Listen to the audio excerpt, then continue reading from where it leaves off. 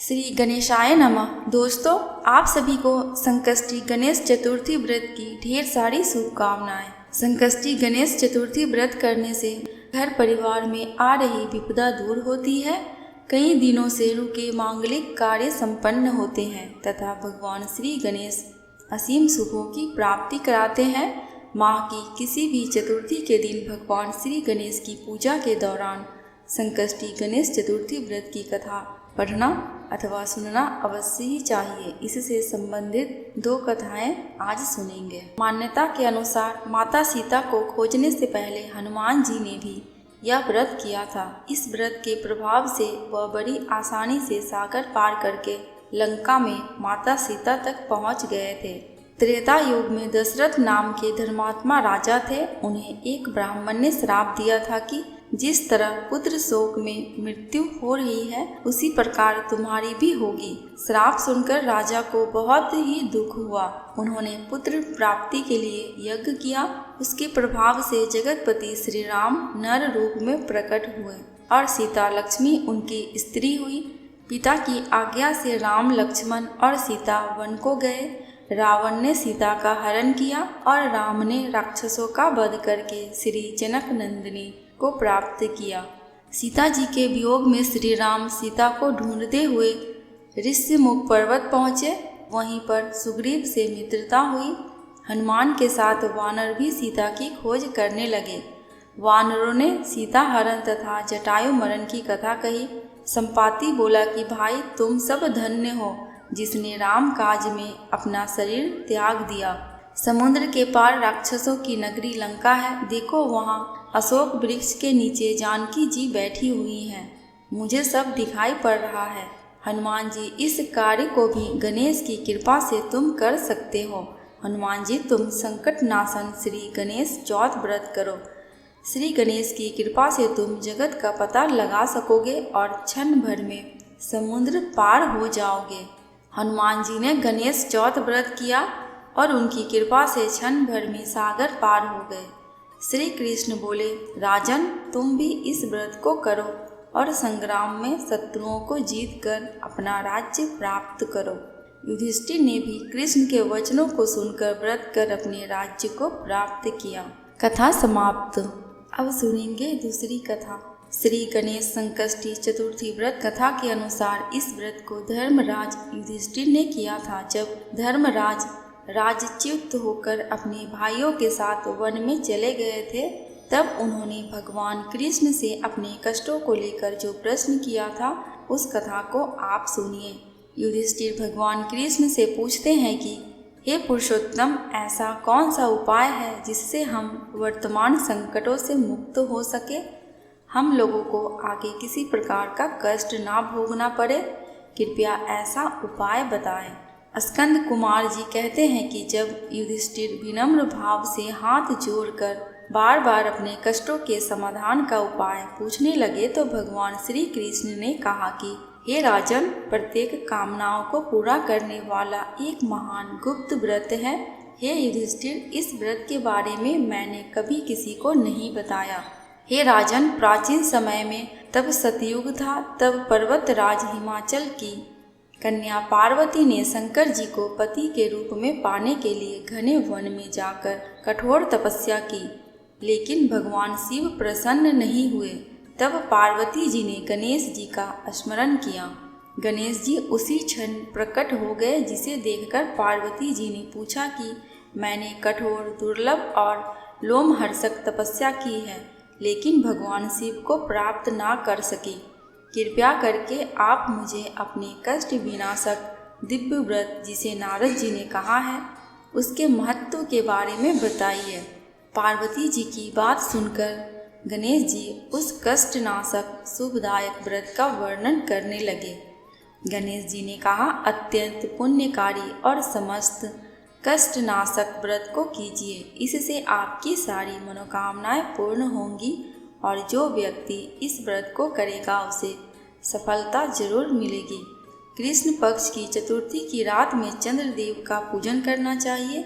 उस दिन मन में संकल्प लेना चाहिए कि जब तक चंद्रोदय नहीं होगा तब तक मैं भोजन नहीं करूँगी। अतः निराहार रहूंगी। पहले गणेश पूजन कर ही भोजन करूंगी। इसके बाद सफ़ेद तिल के जल से स्नान करना चाहिए। फिर मेरा पूजन करने के बाद अपनी सामर्थ्य अनुसार सोने, चांदी, तांबे या मिट्टी के कलश में जल भरकर उस पर गणेश जी की प्रतिमा स्थापित करनी चाहिए। मूर्ति कलश पर वस्त्रादान करके अष्टदल कमल की आकृति बनाए और उसी मूर्ति को वहां स्थापित कर दे। इसके बाद षोडशोपचार विधि से पूजन करे। प्रतिमा का ध्यान करते हुए कहे, हे लंबोदर, 4 भुजा वाले, 3 नेत्र वाले, लाल रंग वाले, नील वर्ण वाले, शोभा के भंडार, प्रसन्न मुख वाले गणेश जी, मैं आपका ध्यान करता या करती हूँ। हे गजानन, मैं आपका आह्वान करती हूँ। हे विघ्नराज, आपको प्रणाम करती हूँ। यह आसन है। इसके बाद कहे, हे लंबोदर, यह आपके लिए आसन है। हे शंकर सुवन, यह आपके लिए अर्घ है। हे उमापुत्र, यह आपके स्नानार्थ जल है। हे वक्रतुंड, यह आपके लिए आचमनीय जल है। हे शूर्पकर्ण, यह आपके लिए वस्त्र है। हे सुशोभित, यह आपके लिए यज्ञोपवीत है। हे गणेश्वर, यह आपके लिए रोली चंदन है। हे विघ्न विनाशन, यह आपके लिए फूल है। हे विकट, यह आपके लिए धूपवती है। हे वावन, यह आपके लिए दीपक है। हे सर्वदेव, यह आपके लिए लड्डू का नैवेद्य है। हे देव, यह आपके निमित्त फल है। हे विघ्नहर्ता, यह आपके निमित्त मेरा प्रणाम है। प्रणाम करने के बाद क्षमा प्रार्थना करें। इस तरह से षोडशोपचार पूजन करके भगवान को भोग लगाएं। हे देवी, देसी घी से 15 लड्डू बनाए। सबसे पहले भगवान को लड्डू अर्पित करें, फिर उसमें से 5 लड्डू ब्राह्मणों को दे दे और अपने सामर्थ्य के अनुसार दक्षिणा दे। फिर चंद्रोदय पर चंद्रमा को अर्घ्य दे। अर्घ्य देते समय कहे कि हे देवी, तुम सब तिथियों में सर्वोत्तम हो, गणेश जी की प्रिय हो। हे चतुर्थी, हमारे अर्घ्य को ग्रहण करो, तुम्हें मेरा प्रणाम है। इसके बाद फिर 5 लड्डू का खुद भोजन करें। फिर कहे, हे लंबोदर, आप व्यक्ति की सभी इच्छाओं को पूरा करने वाले हैं, आपको मेरा प्रणाम है। हे समस्त विघ्नों के नाशक, आप मेरी कामनाओं को पूर्ण करें। तत्पश्चात ब्राह्मण की प्रार्थना करें। हे दिव्यराज, आपको नमस्कार है, आप साक्षात देव स्वरूप हैं। गणेश जी की प्रसन्नता के लिए हम आपको लड्डू समर्पित कर रहे हैं, हम आपको नमस्कार करते हैं। इसके बाद ब्राह्मण को भोजन कराकर गणेश जी से प्रार्थना करे। प्रार्थना करके प्रतिमा का विसर्जन कर दे और अपने गुरु को अन्न, वस्त्र आदि और दक्षिणा के साथ मूर्ति दे दे। विसर्जन करते हुए कहे, हे देवों में श्रेष्ठ गणेश जी, आप अपने स्थान को प्रस्थान कीजिए और इस व्रत पूजन का फल दीजिए। हे सम्मुखी, इस तरह से गणेश चतुर्थी का व्रत करना चाहिए। यह व्रत जन्म भर या तो 21 वर्ष तक किया जा सकता है। यदि इतना करना भी संभव ना हो तो 1 वर्ष तक इस व्रत को अवश्य ही करें। यदि यह भी संभव ना हो तो वर्ष के 1 मास को तो अवश्य ही यह व्रत करें और श्रावण चतुर्थी को इस व्रत का उद्यापन करें। कथा समाप्त। संकष्टी चतुर्थी पूजा विधि। श्री गणेश चतुर्थी पर सुबह जल्दी उठें और स्नान के बाद सूर्य को जल अर्पित करें। इसके बाद घर के मंदिर में गणेश प्रतिमा को गंगा जल और शहद से स्वच्छ करें। सिंदूर, दूर्वा, फूल, चावल, फल, जनेऊ, प्रसाद आदि चीज़ें एकत्रित करें।